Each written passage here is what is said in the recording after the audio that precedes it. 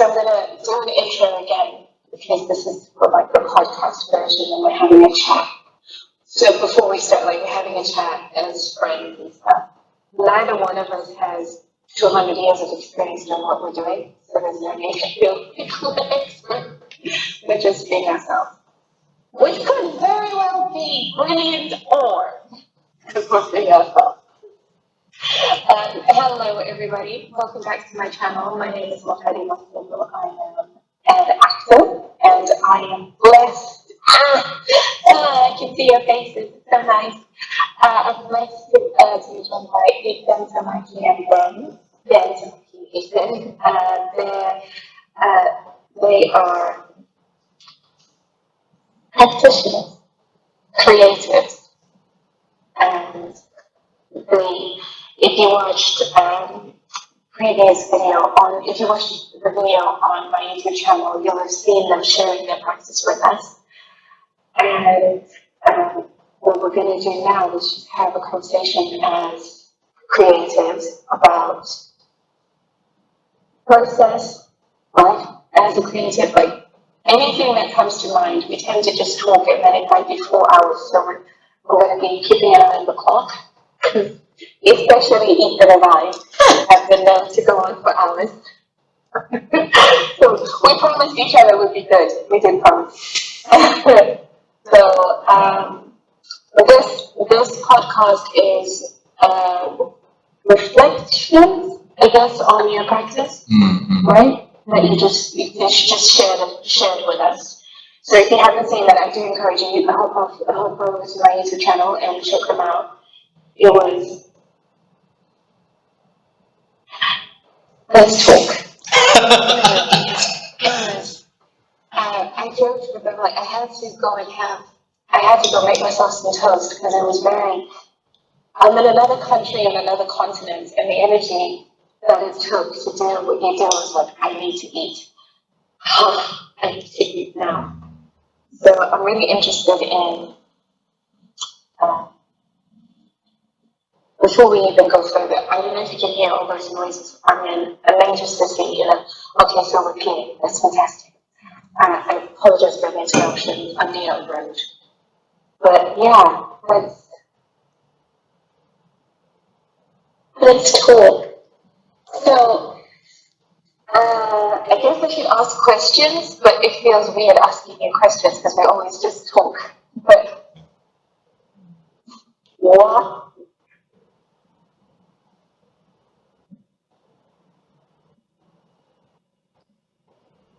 Observing you felt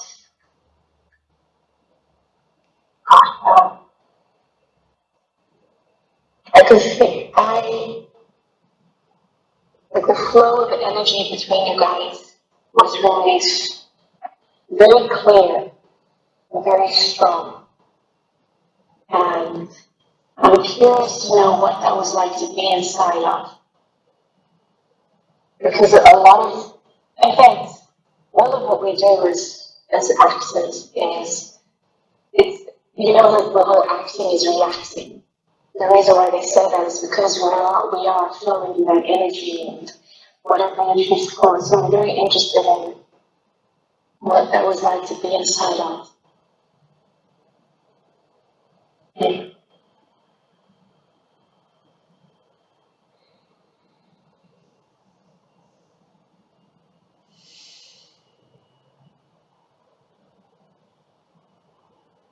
I think I'm trying to find a way to take that.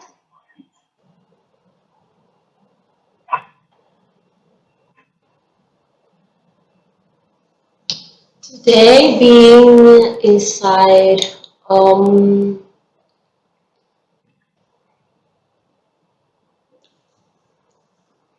felt like I can accept anything. Like, for example, there are a lot of like emotions that would come from me. There are a lot of like thoughts that come to me. There are a lot of words that I am speaking, like whether or not language, that's put aside. But I am constantly talking in a way. And I feel there are also some times that I would beat that words down depending on the condition or circumstance. But like in daily life condition. But I feel today I really could make clear about I could be clear about, oh, okay, this is just part of me. This is also part of me. This is also part of me. This is also part of me. This is also part of me. So I feel like there wasn't any judgment that I put on myself or the perspective that I am perceiving. Oh yeah, it's just me being here, and that made me like feel more open and like admiring the world that is around and the people, like in today's case it was Ben, and also myself. Yeah. So that was really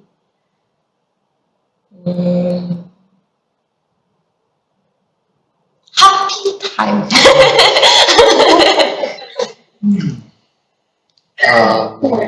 Well, for me, I don't know how to communicate this because when I think about being inside, two words come to mind: the idea of traffic and dance, because it really like the energy is like this. I'm going to use my hands a bit, and it really feels like how do you navigate this traffic of energy? How do you dance around it and all that? And then other times there are also like things that I experience as myself that I'm still working on, like the noticing of self-consciousness. If I am self-conscious, how do I work on this? And then if I'm not and I'm following through, and then do I notice things? Do I explore? So it's really about keeping active and alert for me and really staying connected to either my surroundings, to Maki, who is my partner today, or myself, or any sort of stimulus that pops up in my head. But the idea is that I need to remind myself not to force things and also settle and also like notice and be open about it and then react to it. I wouldn't feel exhausted. In fact, it feels very rejuvenating in a way that I feel recharged every time I'm around doing this work. Yeah, and yeah. Something that struck me quite deeply from both of you. As both of you were speaking, you both mentioned the word today, like situated in time today. Or today it feels like this, or my partner today is this. It kind of implicitly registers with me as like the sensation is different every day, every session. Is that like fitting for what's happening with you guys? Yeah, absolutely. Yeah. Okay. And the reason why I say this, or why I'm kind of intrigued by this, I think, is coming from this sense. I'm not sure if this registers with Mahadi, but one of the reasons why Tiamat exists in the way that it does, and we kind of call it a practice of being, is because every day is different. But that in itself is a contradiction with the act of performance, which has rehearsal and repetition, and there has to be a certain element of sameness across the day, or across every show, across the run, across a tour, even between productions of the same play, there is, I think, a chasing towards a certain kind of sameness. So, yeah. A sort of a guarantee of product delivery, in a way. If we're looking at it from the pragmatic sense of this is the job of an actor. If you're in a tour or you're in a West End show or you're in Broadway or whatever, you have to, and you're playing this character in this play. All of you as a group, as a team, the theatre, everyone, or you're in a soap opera, TV, you have to deliver a cards of this standard every time. Mm. So, and what that product looks like if you're on a plane is, if it's the Merchant of Venice, it's going to be the Merchant of Venice. People didn't pay a ticket to come and watch Much Ado About Nothing. They came to watch Merchant of Venice. So, different. So, it's really interesting that you have brought up. It's really useful that you have brought up that today it feels like, well, we have to. Today it feels like and. Because it's useful as an actor or practitioner to know how to negotiate. And today it feels like, and my givens are, I have to play Shylock in The Merchant of Venice. And Shylock has a definite trajectory, has a definite line. And that's where Charlotte's journey ends. I, Muhadi, or I, Ben, or I, Tamaki, or I feel like this today. So, handing it back to you, Ethan, what does that mean with today? Yeah, I think because we've done these exercises a lot, like a lot, in various different forms over many, many years, and the exercises themselves have grown over the years. So I suppose my question then to the actors is, how do you all negotiate, like say, animal form, which is a very, very tight structure, or push hands, which is a very tight structure, level 1. Like, what's working inside of you guys to negotiate this tension between sameness and difference for the day?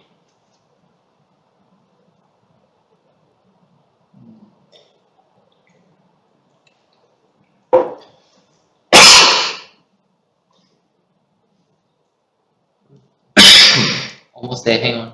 Formulating a sentence. It's putting words. Well, subjectively, how I experience these things is it's more of like a physiological check for myself.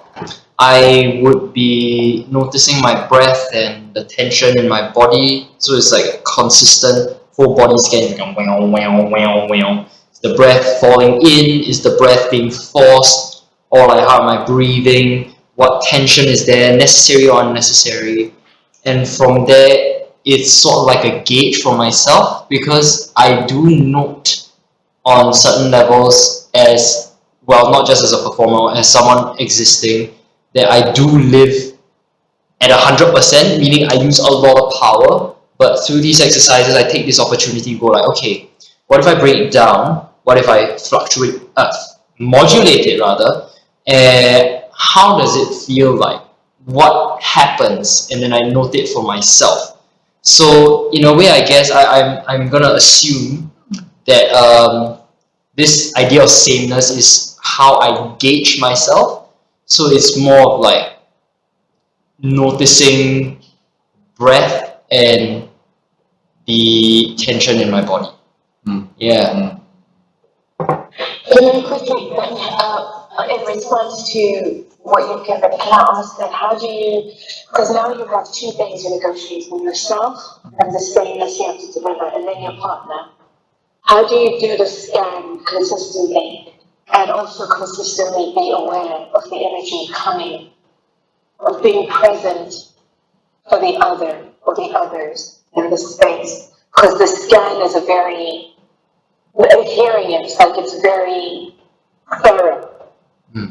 How can you be thorough in this direction? I'm sweeping my hands up and down, head to toe, and be thorough with Tamaki in the space. How do you negotiate the two at the same time? Well, I guess in a way, I don't notice the idea of the sameness. I don't go like, oh shit, am I like relaxed and all that. It's more of like a, okay, procedurally, is my breath falling in? Am I relaxed? From there, it feels like there are sensors in my skin that go like, yeah, okay, this thing is clocking itself, yeah, okay, these things are there. So it feels like there are like, how to say, two things connected together that are simultaneously happening. So it's like a wow, noticing wow. So it's like a yeah, I don't know how to explain this, but it feels like a song. Yeah. So, oh god. hopefully at a podcast is doing zoom, zoom. Yeah. So the zoom was the scan up and down, Yeah. and then he was reaching out at the same time. Zoom, Yeah. Like just articulating for the listener. It's great. The captions are doing very well as well. Pardon? Pardon? The captions are doing really wonderfully. I'm waiting for them to spell out zoom zoom. Oh, it went zoom zoom. Great. It works. Yeah. So yeah. So it's really because it's all that we do. Well, what I'm offering and hopeful for is that whoever's watching this develops a system of safe practice for themselves, and practicing from a place of strength and solid ground. So it's really useful, I think, to hear that you have an active awareness of yourself, even as you open yourself up completely to be aware of being there for the other person. And the expression I've heard is like, don't kill the baby, don't drop the baby. The play is the baby. So you're not dropping the baby, but you're not dropping yourself, and you're not dropping the other. It sounds, from what you were describing, it sounds very mechanical, even as it's emotional and psychological and physical. It's very mechanical. And that takes a lot of practice and a lot of skill, and I'm constantly evolving it with my understanding and awareness of myself, and the skill that you develop, constantly evolving it, I think. I don't know if you guys find that as well. I just want to add something before I finish my statement. It's something that I noticed while listening is that there will always be a constant reminder for myself to go like, let's not judge my work first. Let's just be aware of what is going on here and just doing the thing. Any sort of like post-mortem is left post-mortem, which is we discuss together like, okay, this thing, did it work? This thing, how did it look and all that? But when we're doing the thing, it's like I would much prefer to be like just doing the thing and like focus on the thing, the activity. So the activity is what? Like the baby, I guess. And no, I'm not gonna use that. That's confusing myself. I'm gonna go with like I do the thing while noticing myself and others. Yeah. But I would say no judgment, no self-consciousness. If it comes up, it's more of like how do I come back to doing the thing? Yeah. And with that, I hand over. That is such a beautiful gift to offer to someone else who's listening to it. Yeah, it's beautiful. No judgment, just noticing, accepting the other. Understand? So the question was, how do I deal with the sameness? Yeah. Yeah, the sameness and the inherent difference of every day. So okay. So I feel.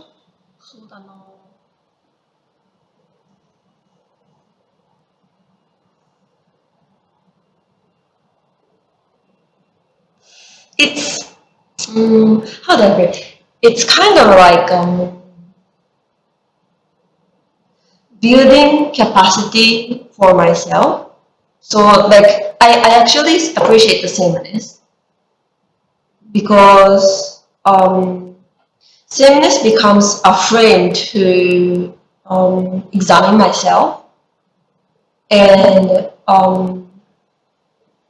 really see how am I today? What kind of capacity do I have today? What doesn't feel working today? What feels stuckful today? What feels open today? What's the thing that is different for today?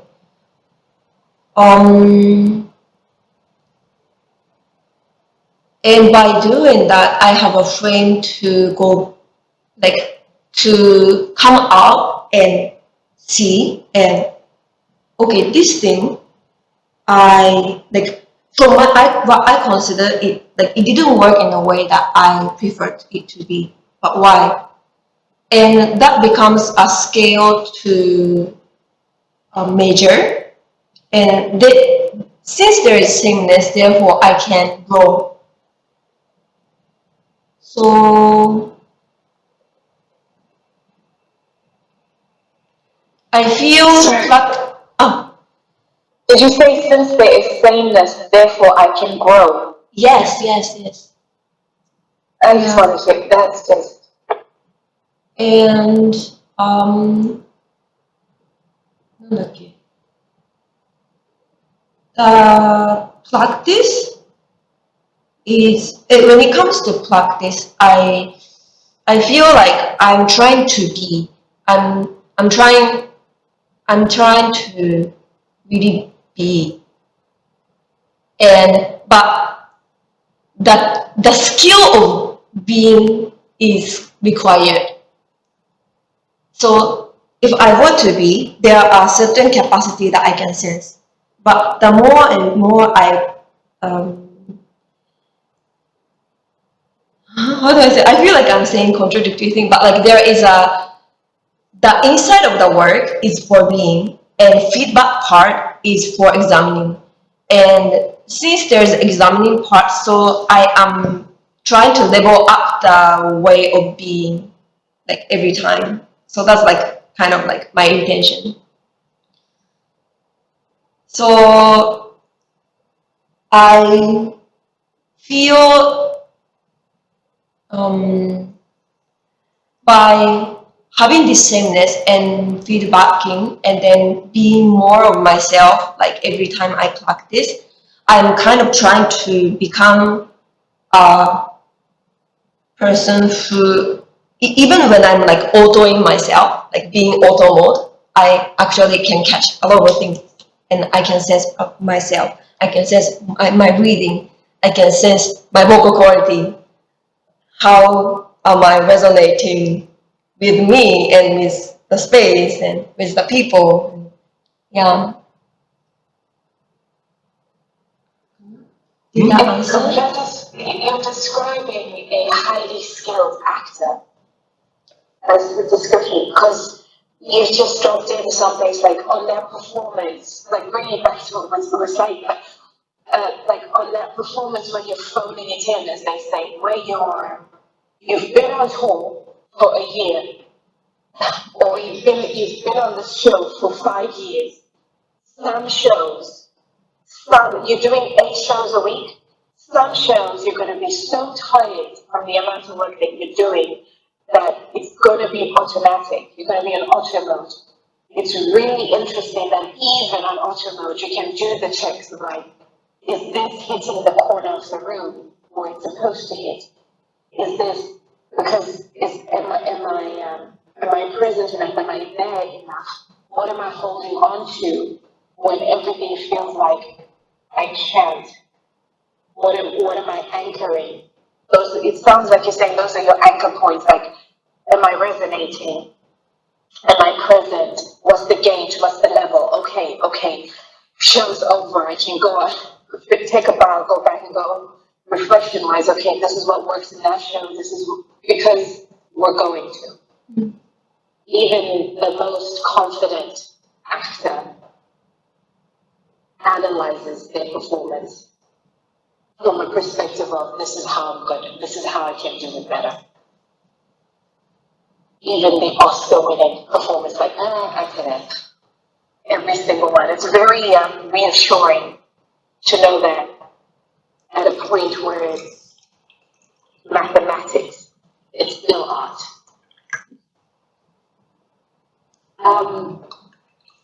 I wanted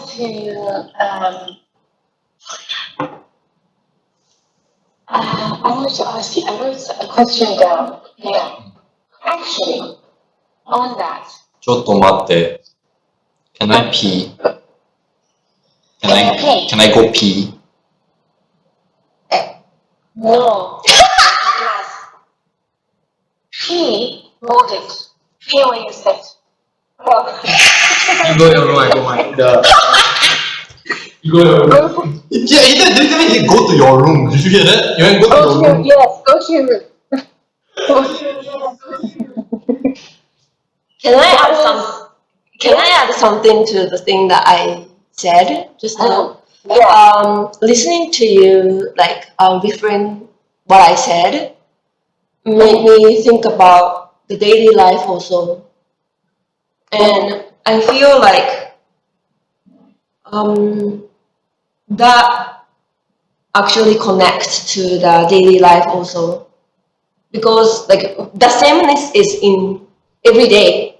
For example, like if we want to think about the nature and then sun rises and then sun sets and becomes night, and there is this cycle, and we as a human being also, we need to wake up, we need to eat, we need to poop, pee, and like we are the creature that would feel and think, and we also need sleep. And in that way, I feel like there is sameness in every day. Yes. But I feel this sameness is the thing that is making us sane, not insane. Like there is structure here. Yeah. Structure also it's balancing us out. And also notice.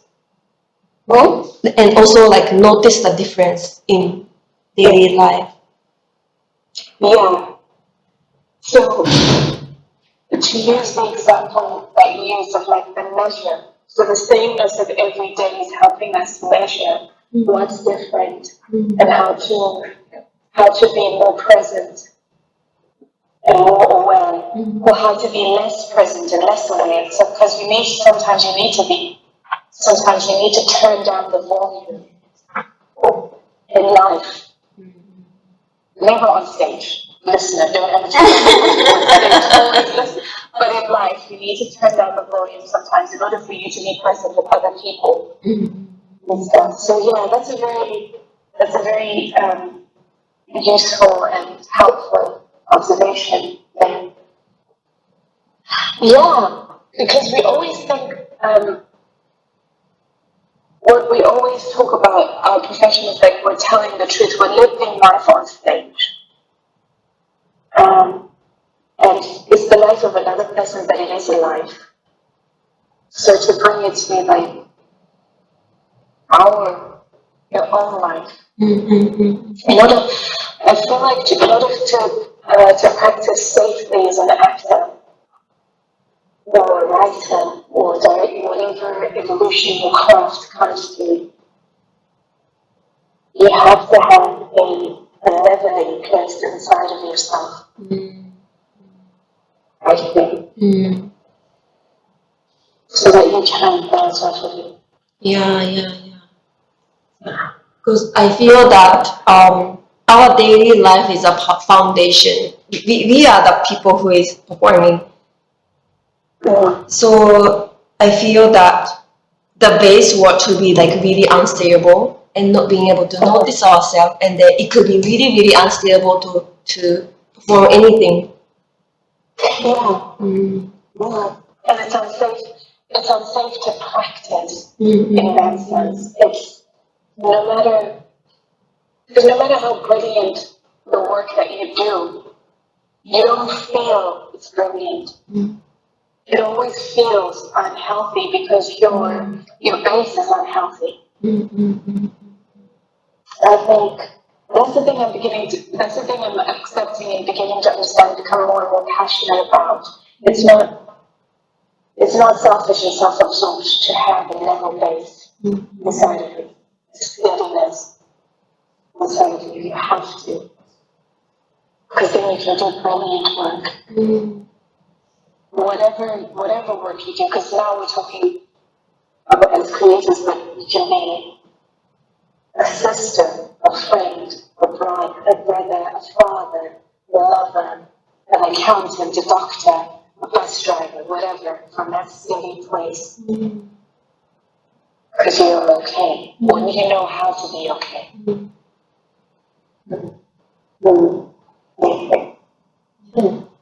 Thank you for that information. That's true. I am back. Yes. Really? I won't keep you. Yeah, I won't keep you for much longer because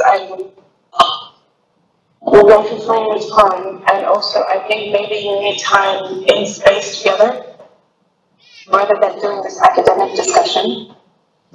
No?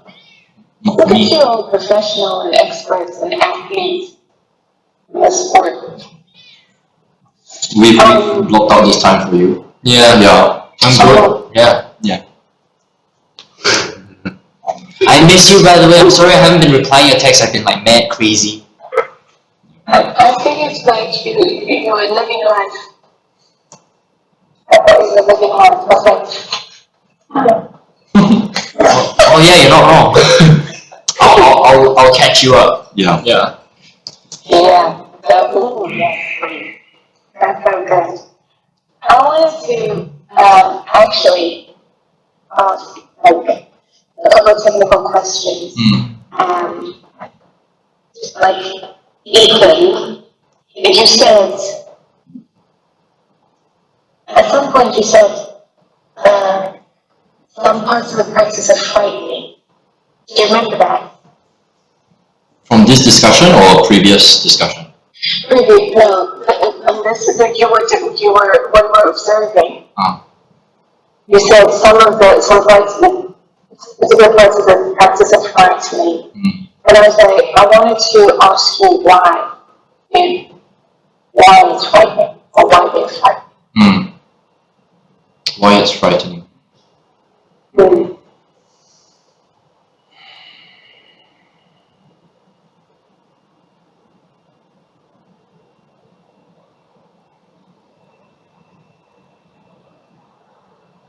Yeah, what's here for me hearing that? My immediate answer is that the unknown is always scary. No matter what it is, the unknown is scary, but it's where creativity is found.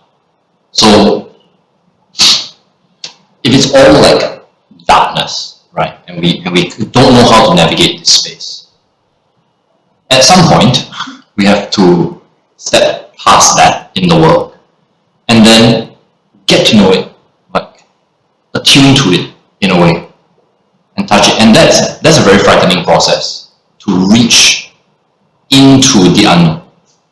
But then, in the act of doing that, it becomes less frightening.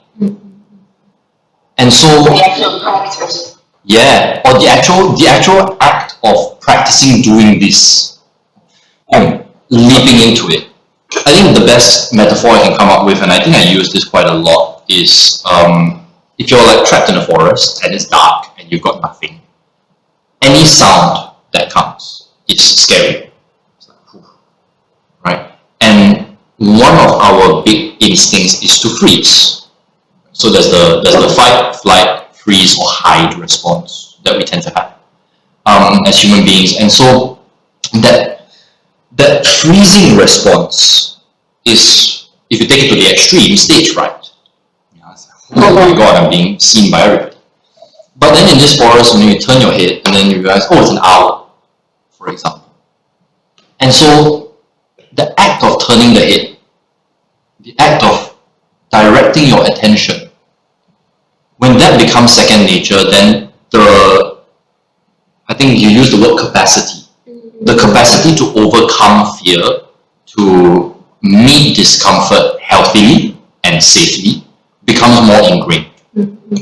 And there are specific technical things which help to do that. And to bring into relationship what's very alive for me is like, while you guys were speaking, I was just like welled up with a lot of pride, because the way that you guys were articulating earlier in this talk is you're pretty much demonstrating all of the pillars of Tiamat, right? So the competencies that we're trying to develop, which is metacognition, so the ability to observe oneself experiencing something. That's what we call the double consciousness. there is a part of you that is experiencing something. You know, say you're in a scene with somebody, it's very heated, you're arguing, you're getting frustrated, you're fighting, you're yelling at your scene partner, and at the same time there's a part of your brain that goes, and the light to your left, you hit on this line, go. So that's fundamental as a competency for performance. Another part of it which Ben really well done articulating, and then Mahadi, you also brought it up, right, is interoception, right? So you articulate this is quite mechanical, and it is. It's 100% mechanical. It's the same kind of cognitive mechanism that allows us to know, I gotta pee, right? Or I'm hungry, you know, or this part is sore.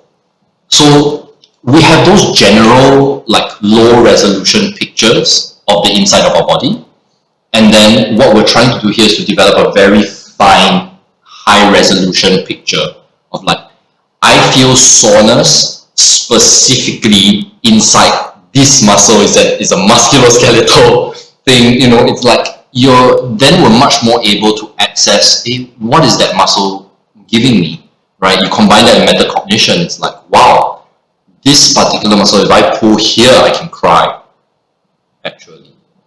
Or, you know, who was the one that said the issues are in the tissues? And this is coming from sort of my history of Grotowski's work. It's like, once you release a muscular contraction, especially around, like, say, the intercostal muscles, you get an emotional discharge. And the reason for that is because we get conditioned to bring those in. Yeah. So intercostal muscle, where is that? Is the muscle between your ribs. The muscle just in the ribs. Between your ribs, yeah. Between the ribs. Boundaries. Okay. Yeah. Yeah. So. And whose practice is that again? Sorry, just to. We learned this in, like, Linklater's practice. Voice work touches on it a lot, you know. And I think almost every voice training kind of school of thought will bring attention to the intercostal muscles. So the third one on top of that is active imagination, right? So that's taken a lot from Jung's work, where it's this, for me, it's this sense of, like, being able to structure your cognition. So say, for example, you have a show, right? And you have to play a character that's very far away from you. And there are certain things in there that need to be tapped. You know, certain emotional beats that need to be tapped. Certain wells of the unknown that need to be tapped. We have a meditation practice and a contemplation practice.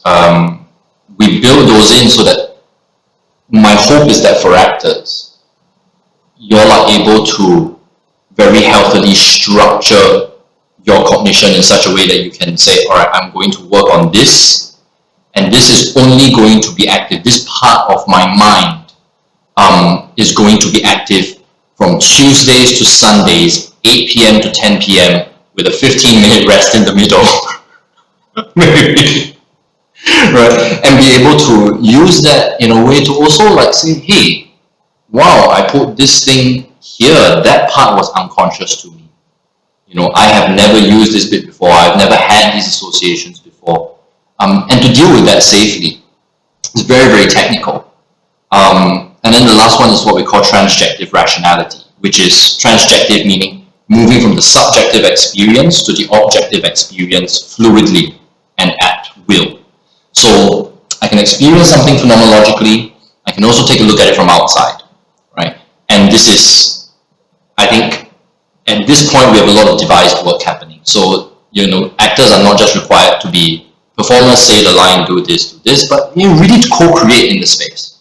So when we talk about being transjective, we're saying, can you experience something, go on, offer it, at the same time be able to step out of it and go like, oh, what am I saying here in this context, culturally, or in the context of the performance, right? Is this where we're going?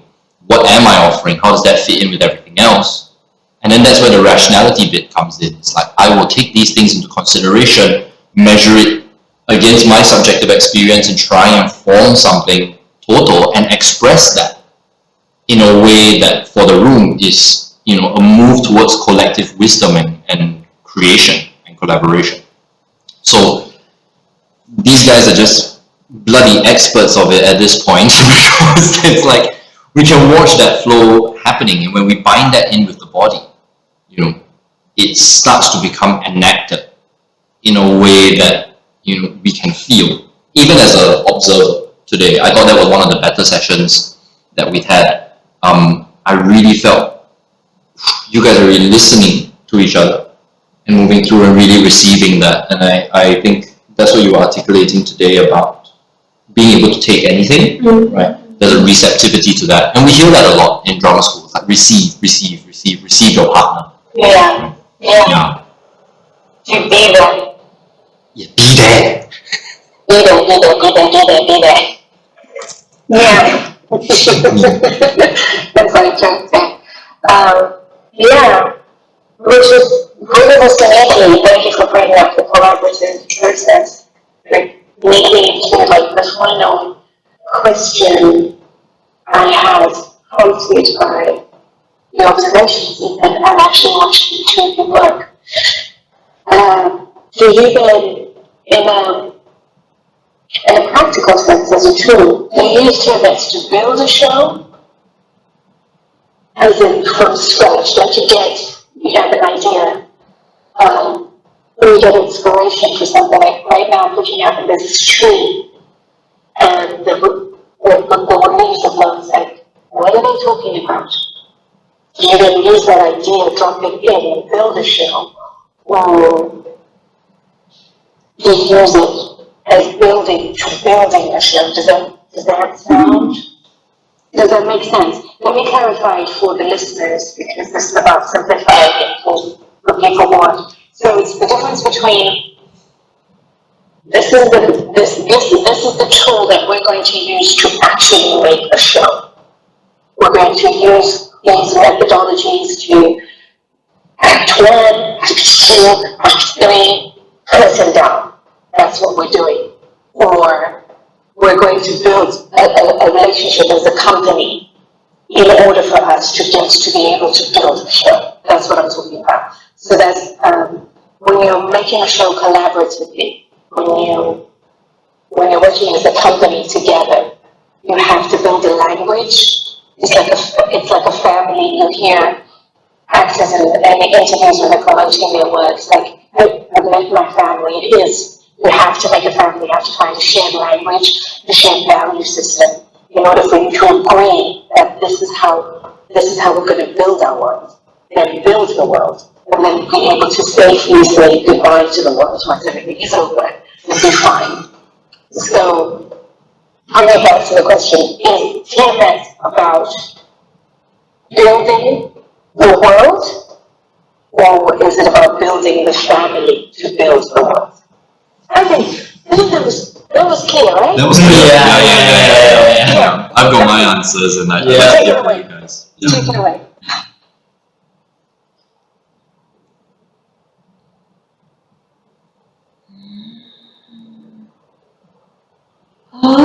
For me, could you repeat the question again? So, yes, now that I feel confident. Yes, please. So, is Tiamat about, you know how when you're making a show, you're building a world?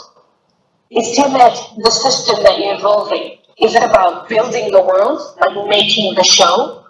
Or is it about you as a company coming together to create a family that can build the world?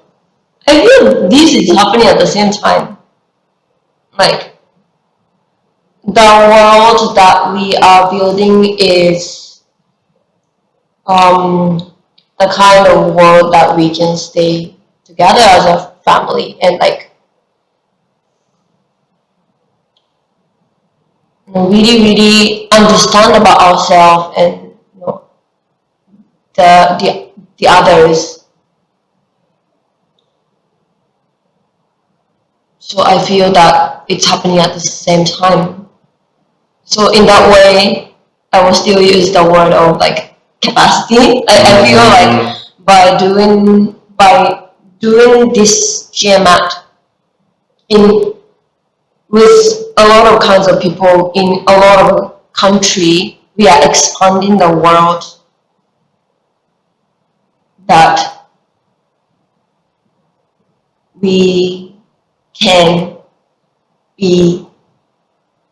connect, and like not in forceful way, but like really coming from understanding point of view. Yeah.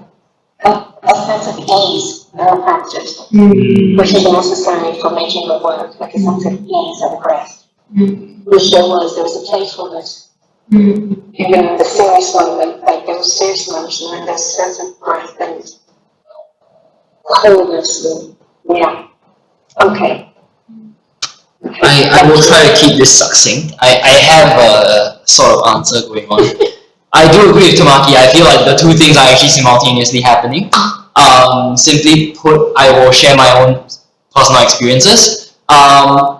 Through practicing Tiamat, I was able to tap into myself and connect with myself, which then allows me to open up space to start listening to other people. Now, there's something in Tiamat that is always mentioned, which is to be on the side of dialogue, and I really, really love this, because like the idea of being on the side of the dialogue, right, is when you put aside the need to agree or disagree. It is to be on the side of dialogue means you want to communicate, you want to cross. Dialogue is help me out here. Is the what dialogue? What does it mean? The Dia means across or through. Log comes from the word logos, which is I suppose the kind of, you can call it a divine intelligence, but I suppose the technical term for it would be the structural functional organization of thought. Not just thought, of a group. Yeah. Right? It's like dance. Yeah. The logos is very hard to define. I need help to explain that, because what I found while practicing Tiamat is that I noticed myself being able to listen and be more objective and open to people. And a very amazing thing that happens is that when I am on the side of dialogue, I find myself empathizing with people more. I connect with them more authentically. And it's like, all of a sudden, when that connection is established, I am building some sort of relation with that person. So to some extent, if there is a need to work as a group, as a family, or in any other context of working, any relationship, that becomes very easy. Now, also the thing is about building the world of the play. Well, I'm currently working on a musical right now. I'm using things that I learned in Tiamat and meditation and all that to sort of like to look at the script as a source of structure, and then finding myself navigate through that structure through my lived experience, and also comparing it to what the script requires. Now that actually allows me to notice the difference between myself and the character, and how I move towards it authentically. And with those two things I mentioned combined together, which is essentially what Tiamat does, I find that the two things that you mentioned, the building a world of the play or building a family for the world of the play, actually simultaneously happens at the same time. And on a very, very like subjective note, I do wonder what happens if we use Tiamat to devise a show, which is something I'll leave it up to Ethan to explain the fine prints of, just shamelessly plugging him. If you want to know the full details, because I'm sparing you the details, come join us. But otherwise, I think like he's the best to describe what's really going on. I can only describe what's happening to me. So yeah. Yeah, Ben, on the back of what you were talking about, this practice of connecting, right, and authenticity. I feel a very, very strong need to acknowledge the really wonderful work that is happening in circling, which I believe in the States is headed by Guy Sengstock. And there are a few different groups that are practicing these intersubjectivity practices. Authentic relating is also another one of those which we have been experimenting with at length. And so those added a really beautiful like dialectical dimension to the work that we do, and gave us the ability to, I think, articulate what is rather abstract in terms of the world of performance practice. At least it gives us a chance to develop a vocabulary. So we can understand roughly what we mean with our own sort of internal jargon, and I think that naturally starts to happen when if you've been touring the show for like 5 years, everyone sort of knows the inside jokes and knows what we're referring to. We understand notes better, for example. And I think that to that end, there is this element of building a family to build a show.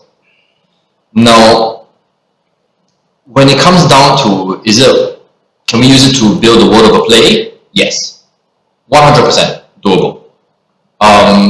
Can you use it to, as a freelancer to go out and work with a company that you have never worked with before?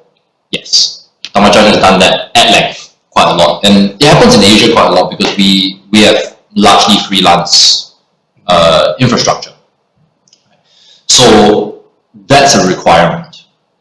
Now, if you don't want to do any of that, if you want to use it to play hockey, can.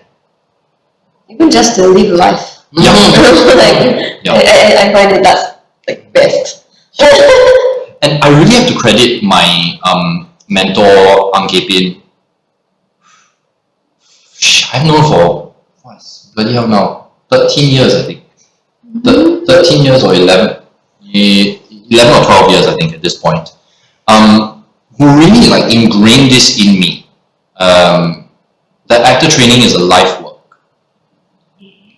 And so, as far as I'm concerned, if you're going to go through actor training, you can be literally the most like empathetic nurse ever.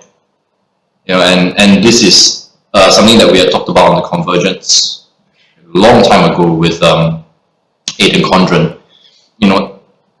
Performance practice, actor training is a life work. And if, say for example, right, you're an actor for about 10 years, 15 years, and then you want to switch out and do something else, you want to go and be a farmer, right? Or, you want to do social work, or you want to switch over and become a musician, for example, right? These skills are invaluable, in my opinion, invaluable for any kind of engagement with life. I know people who use it to write a book. Our Taiwanese branch manager, Saul, who is one of our co-founders of 5 to Midnight, he's a published author twice now. He recently published his latest book. And it was really wonderful. He worked with a filmmaker to adapt the film into a novel and then, applied Tiamat as ways of embodying the characters that he was writing, was able to get into imaginative states of flow from which the book would write itself, essentially. Even when like half of the book literally got like deleted from his hard drive at one point. It was quite terrible. But, being able to get through that and have it published is like fantastic. So Healthily. Healthily, yeah, absolutely. So that's why I really talk about, trying to expand the bounds of Tiamat to not just be limited to actors, not just be limited to actors in Asia, right? But to see, can we open it up to more and more people? And once we get to that level, then I'm starting to, at this point, in the interest of moving in that direction, looking at Tiamat as a practice for self-knowledge. Sorry, for self what? Self-knowledge. Self-knowledge. Yeah. A way of understanding yourself physically, mentally, emotionally, and being able to recognize that in relationship with other people. As far as I'm concerned, it's helped me a lot. As I'll keep like digging this thing. And the more context that it applies to, your background is in dance, for example. Your background is in acting, but now in musical theatre. Device work, music, we've had musicians coming. Try it. Really, really try. And I'm trying to adapt these exercises to make as much space as possible for people of different disciplines, backgrounds, to come in and try some stuff. And the best part is, this is something I can really speak for the company. And I think the company would agree. no one is beholden to us, and we're not beholden to anybody. If you come, you practice, and you've gotten quite a lot out of it, you've gotten enough out of it for that point where you are in your life, you want to go off and do your own thing, please, by all means. I started out with thinking about, hey, can we start a repertory company, of people who trade in the method. And then I realized that, it's just not feasible. People want to, as creatives, I think we're inbuilt to look for novelty, to seek novelty, find new experiences. And then at that point, it's about being able to integrate all of those things. You learn a bit of this, learn a bit of that. Okay, wow, it comes in, and now you're a very unique kind of amalgamation of all of the things that have ever influenced you in your life. And you bring that to the table, bring that to the rehearsal room, bring that to a device setting. Yeah. I believe a healthy place for us to pause. Because like you said, because you don't stop. We don't, as you said, active training is the continual process. It's life. I was on the bus when I realized that I was working.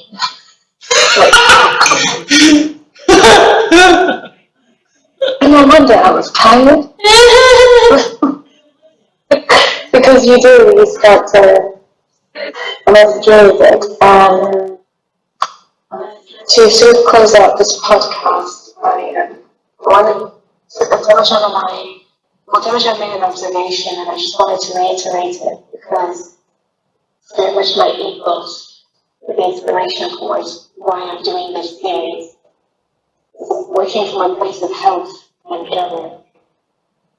With all of this, with what you're offering and what we're exploring in life and stuff, but whatever you explore as a person, dear listener, I pray for you that you find a place of leveling inside. It's not to say that things need to be smoothed out, you get rid of. It's just, or you need to work on something, but a place where you feel you can work from always. That you can land on and come back, land on and come back. Because life is about a lot of falling and getting back up. So whether you're an actor or an accountant, that comes up a lot because my mom was an accountant. Whether you're an actor or an accountant, whatever it is you do, I pray for you in a place of memory. And may God bless you, may He keep you, and He make His face to shine on you very graciously. May He turn His countenance towards you and give you peace. Thank you very much, Lisa, and the champion for joining me. And I thank you, listeners, for joining me. I love you. See you